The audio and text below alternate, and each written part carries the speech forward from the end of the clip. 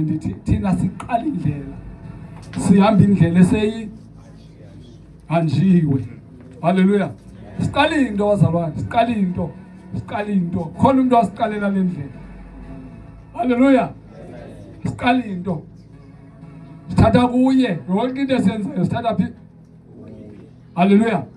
Safunda incwadi sibe mbalwa kakhulu. Kamba andizoba mde xa ndisifunda, ndifuna nje sibe bungena. Haleluya. Eku-understanding lento sithetha ngayo. Haleluya. Sithetha ngobaptizo. Haleluya. Encwadini kaMatthew 28 Nkosi ke manisikelele. Uqala pha. Nkosi ke manisikelele. Siqale pha ku 18.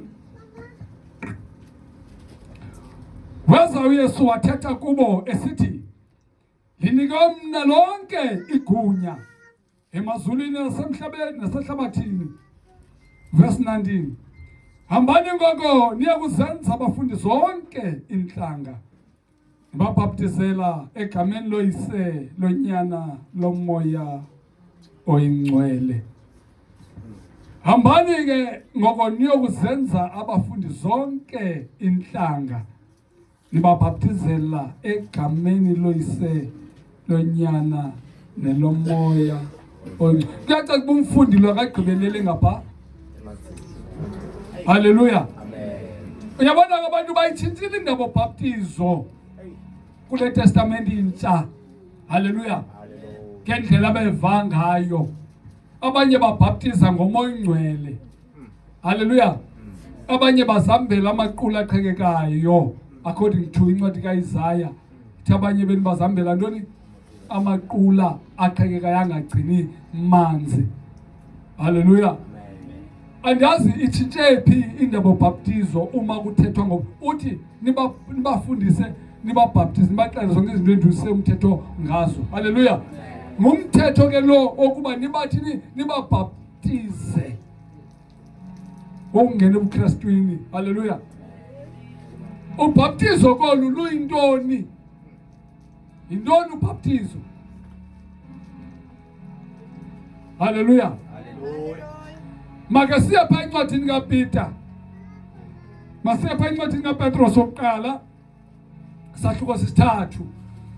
Evesini siqala kwela verse le-19. Nkosi ke mangisikele. Sive phawa kuthiwa yintoni ubhaptizo. Haleluya. Siqale pha ku verse 18.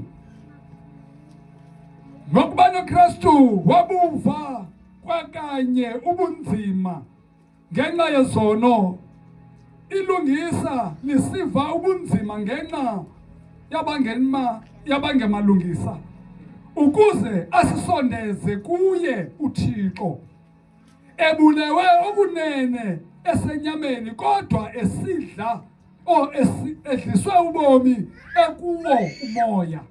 Haleluya. Awathi ekuwo waya washumayela komoya abasekukhonkweni 20 ababefudula bengeva enikweni ukuze kakade umsindo ukaThixo kwakulindile ngemihla kaNowa. Siyaqala ke phansi umameli sisuvula indlebe kakuhle. Kwabona ukuba kulungiswa umkhombe ekwasindiselwa kuwo imiphefumulo embalwa, oko ukuthi esibhozo ngamanzi. Hayi make sive 21. Alusisindisayo ngawo nathi ngoku ubhaptizo ngokomfuziselo olungekuko ukulahla ubunyukunyuku benyama, okukubuzisa kuThixo kwesazela esilungileyo ngokuvuka kukaYesu Kristu. Haleluya. Oh, makayifunda omnye ozayifunda ivakale, because I think inoba ivakale xa ndifunda verse 20 to 21. Abo ke ngabo bantu bangazange bamthobele uThixo naxa wayebanyamezele ngemihla kaNowa. Yes. Ngabantu abambalwa nje isibhozo kuphela abasindiswayo ngamanzi. Abasindiswayo ngantoni? Ngamanzi. Ithetha ukuthini le nto verse 21? Wona angumqondiso owalatha ubhaptizo olusindisani nangoku. Wona angumqondiso owalatha ubhaptizo olutheni? Olusindisani nangoku. Hayini bazalwane. Olutheni? Olusindisani nangoku. Masidlule. Ubhaptizo alukuko ukuhlanjwa kokungcola komzimba. Bazalwane, ubhaptizo ayiko kuhlanjwa kokungcola komzimba. Haleluya. Uyabona ba awukathathi isigqibo nokuqonda kakuhle ukuthi ubhaptizo luyintoni. Haleluya.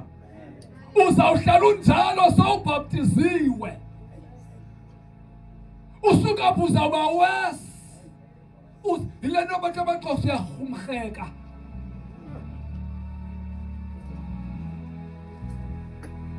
Kufanele uthathe isigqibo. Haleluya. Uyazi xa uyobhaptiza uyothini. Ithi iBhayibhile ukubuzisa kwisazela ngokufa nokuvuka. Masiqhubeke mama kayiphinde pha ku-21. Wona angumqondiso owalatha ubhaptizo olusindisani nangoku. Wona ngumqondiso okuthini?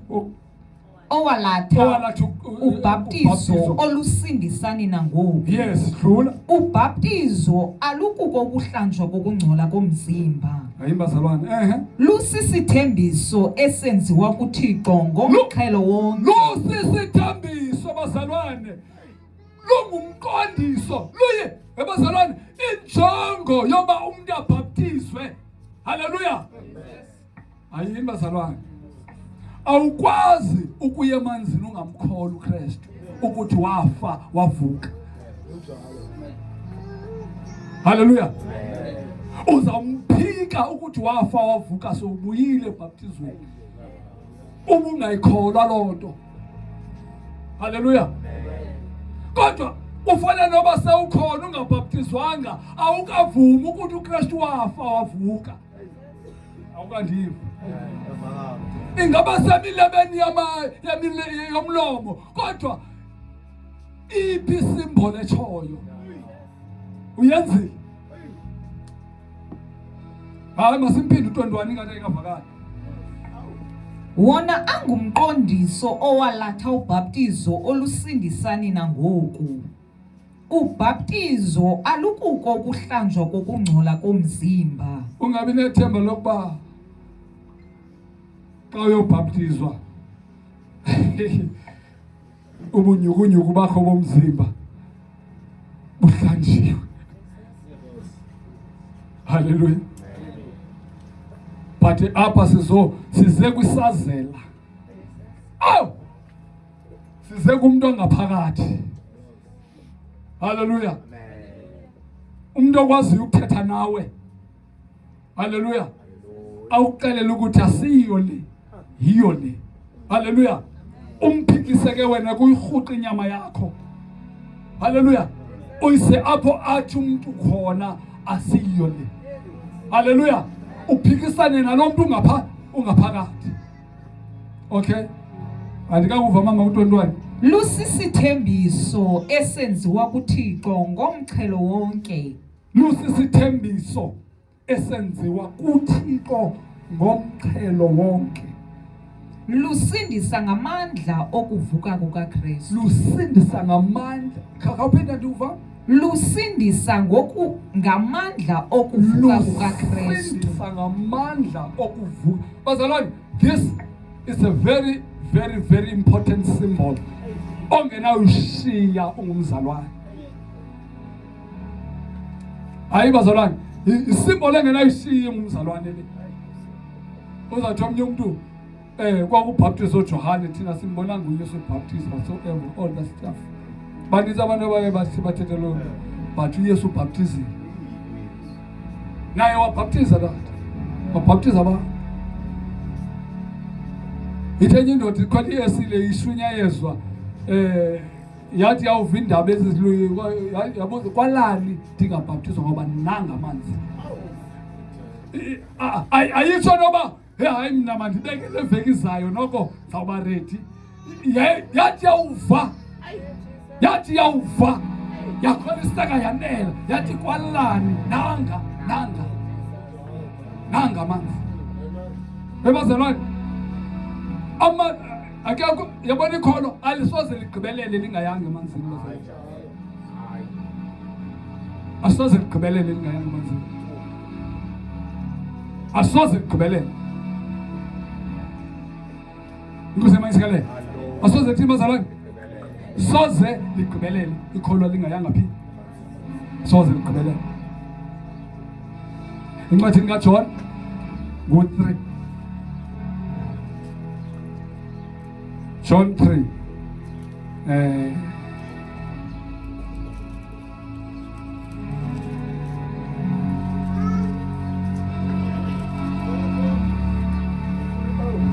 haleluya. Ivesi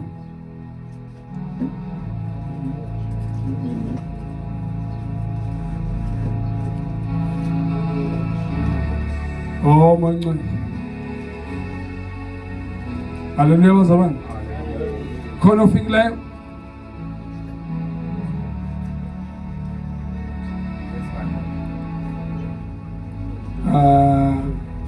Verse 20, 22 ne?